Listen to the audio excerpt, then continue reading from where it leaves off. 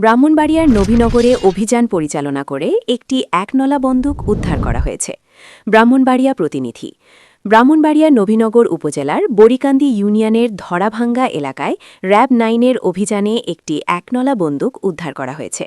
আজ ভোরে গোপন সংবাদের ভিত্তিতে জেলার নবীনগর উপজেলার বরিকান্দি ইউনিয়নের ধরাভাঙ্গা এলাকায় অভিযান পরিচালনা করে একটি পরিত্যক্ত বাড়ি থেকে একটি একনলা বন্দুক উদ্ধার করা হয়।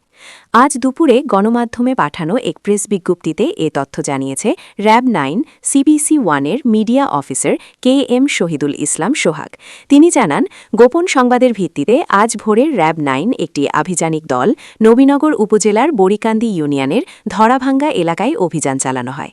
এ সময় একটি পরিত্যক্ত বাড়ি থেকে একটি একনলা বন্দুক উদ্ধার করা হয়। র্যাব জানায়, উদ্ধারকৃত অস্ত্রসমূহ জিডি মূলে নবীনগর থানায় হস্তান্তর করা হয়েছে। একই সঙ্গে এলাকায় আইনশৃঙ্খলা পরিস্থিতি স্বাভাবিক রাখতে র্যাব-9-এর গোয়েন্দা নজরদারি ও অভিযান অব্যাহত রয়েছে।